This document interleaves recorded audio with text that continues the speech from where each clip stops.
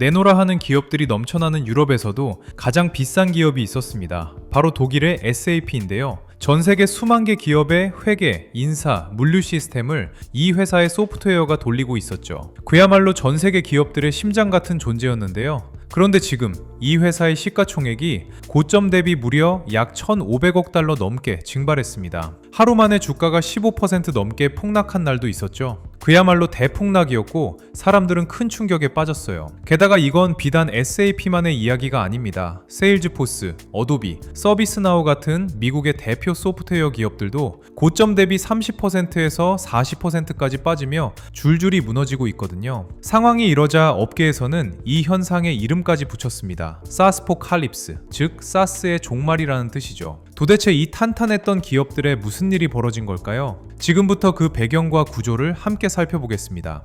주식, 암호화폐, ETF까지 원픽 리포트.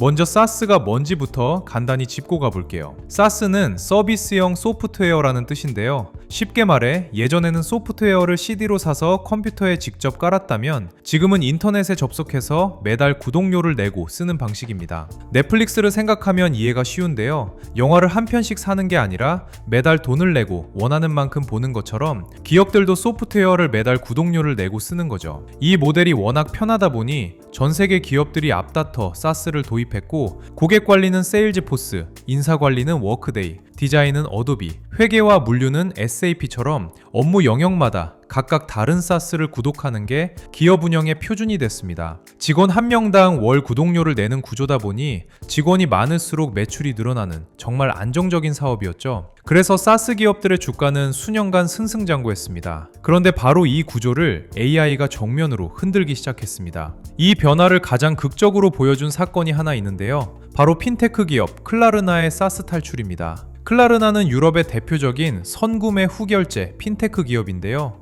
이 회사가 무려 1000개가 넘는 사스 구독을 한꺼번에 정리해버렸습니다. 세일즈포스 해지, 워크데이 해지, 그리고 그 자리를 AI 기반의 자체 시스템으로 채운 거예요. 클라르나의 대표는 이렇게 말했습니다. AI 코딩 도구 덕분에 가볍고 효율적인 기술 구조가 가능해졌다라고요. 물론 일각에서는 이게 순수한 기술 혁신이라기보다 기업 공개를 앞두고 비용을 줄여서 투자자들에게 잘 보이려는 퍼포먼스 아니냐는 시각도 있었습니다. 하지만 진짜 중요한 건 그게 아니에요. 과거에는 이런 식으로 사스를 걷어내고 자체 시스템을 구축하려면 엄청난 IT 역량을 가진 대기업만 가능했거든요. 그런데 지금은 AI 코딩 도구가 발전하면서 IT 전문가가 아닌 기업도 자체 소프트웨어를 만들 수 있는 시대가 된 겁니다. 이게 사스 기업들에겐 진짜 무서운 변화인 거죠. 그리고 이런 변화는 사스뿐 아니라 소프트웨어 산업의 또 다른 거인에게도 영향을 미치고 있습니다. 바로 오라클인데요. 오라클은 기업용 데이터베이스 시장의 절대 강자입니다. 한번 오라클 시스템을 도입하면 빠져나오기가 거의 불가능하다고 알려져 있는데요.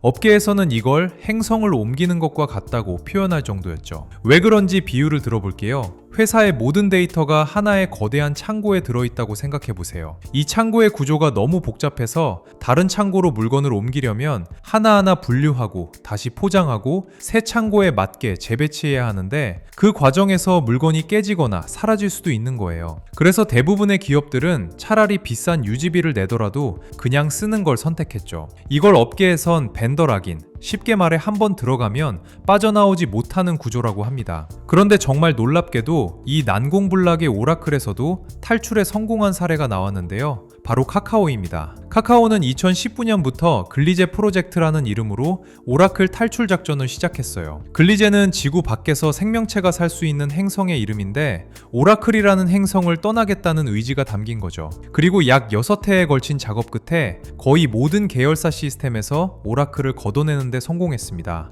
물론 카카오는 원래 IT 역량이 뛰어난 회사라 가능했던 측면도 있지만 중요한 건 이런 탈출이 이제 더 쉬워지고 있다는 점이에요. AI 도구가 발전하면서 데이터 이전이나 새로운 시스템 구축에 드는 시간과 비용이 과거와는 비교할 수 없을 만큼 줄어들고 있거든요. 즉 오라클 같은 기업의 가장 강력한 무기였던 한 번 쓰면 못 빠져나온다는 구조마저 균열이 생기기 시작한 겁니다. 그렇다면 이 모든 변화의 핵심에 있는 AI 에이전트란 대체 뭘까요? AI 에이전트는 사람이 하던 컴퓨터 작업을 AI가 스스로 판단하고 직접 수행하는 기술인데요. 예전에는 소프트웨어를 만들려면 개발자 10명이 몇 달씩 매달려야 했어요. 이게 바로 사스 기업들의 해자, 즉 경쟁자가 넘어올 수 없는 방어벽이었던 거죠. 우리 소프트웨어를 직접 만들려면 너무 힘드니까 그냥 구독해서 쓰세요 라는 논리였는데요. 그런데 지금은 AI 에이전트 덕분에 개발자 한두 명에 AI를 붙이면 예전 10명이 하던 일을 해낼 수 있게 됐어요. 심지어 개발자가 아닌 사람도 바이브 코딩이라고 해서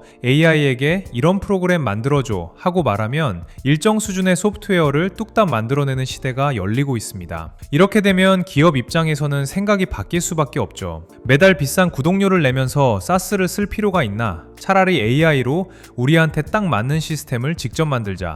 이런 흐름이 빠르게 확산되고 있는 거예요. 그리고 여기서 한 발 더 나아가 아예 처음부터 AI를 전제로 설계된 새로운 유형의 스타트업들도 등장하고 있습니다. 이른바 AI 네이티브 기업이라고 불리는데요. 이 기업들의 특징은 기존의 여러 개의 사스를 따로따로 구독해야 했던 기능들을 하나로 통합해서 제공한다는 거예요. 예를 들어 레보라는 스타트업은 세일즈포스를 대체하는 고객관리 솔루션을 만들었는데 영업의 전 과정을 하나의 플랫폼에서 처리할 수 있게 했죠. 기존에는 고객관리 따로, 마케팅 따로, 데이터 분석 따로 구독해야 했던 걸 한 곳에서 다 해결하는 겁니다. 기업들 입장에서는 이게 훨씬 효율적이잖아요. 이런 흐름 때문에 기존 사스 기업들의 입지는 갈수록 좁아지고 있는 상황이에요. 그런데 사스 기업들이 진짜 두려워해야 할 건 사실 여기서 끝이 아닙니다. AI 에이전트가 본격적으로 확산되면 사스의 수익 구조 자체가 무너질 수 있거든요.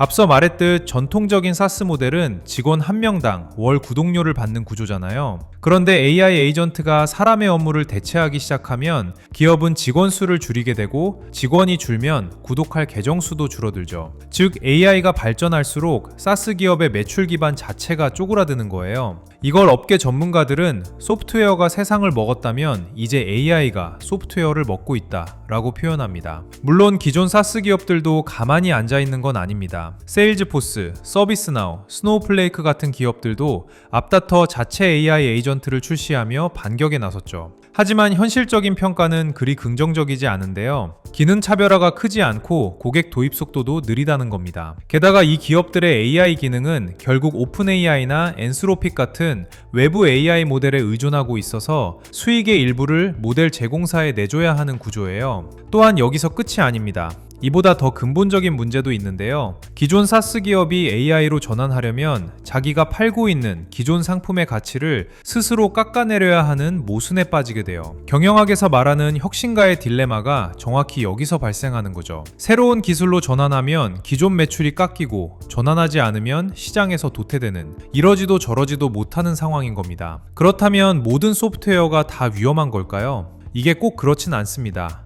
AI에 의해 특히 위협받는 소프트웨어 유형이 있는데요. 업무 흐름을 관리하는 워크플로우 툴이나 부서 단위로 쓰는 소프트웨어, 그리고 데이터 분석 도구 같은 것들이 가장 먼저 대체될 가능성이 높다고 평가받고 있어요. 반면에 상대적으로 안전한 영역도 있습니다. 기업의 핵심 운영 시스템인 ERP, 그리고 핵심 데이터베이스처럼 기업의 뼈대를 이루는 소프트웨어는 쉽게 대체되기 어렵다는 분석이 나오고 있죠. 또한 특정 산업에 깊게 특화된 소프트웨어, 예를 들어 병원 전용 진료 시스템이나 항공사 운항 관리 시스템 같은 것들도 AI가 단번에 대체하기는 쉽지 않을 거라는 전망이 나옵니다. 여러분, 지금 벌어지고 있는 이 변화는 단순한 주식시장의 등락이 아닙니다. 소프트웨어 산업이 탄생한 이래 처음 맞이하는 대규모 기술 파괴의 순간이에요. SAP의 시총 증발도, 세일즈포스와 어도비의 주가 폭락도, 클라르나의 사스 대탈출도 모두 하나의 흐름을 가리키고 있습니다. 매달 구독료를 내고 소프트웨어를 쓰던 시대가 서서히 저물고 있다는 거죠.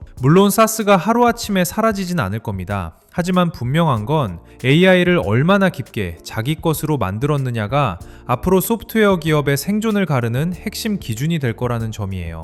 변신하지 못하는 기업은 도태되고 AI를 제대로 품은 기업만 살아남는, 지금은 그 갈림길 위에 서 있는 순간입니다. 오늘 준비한 내용은 여기까지고요. 시청해주셔서 감사합니다.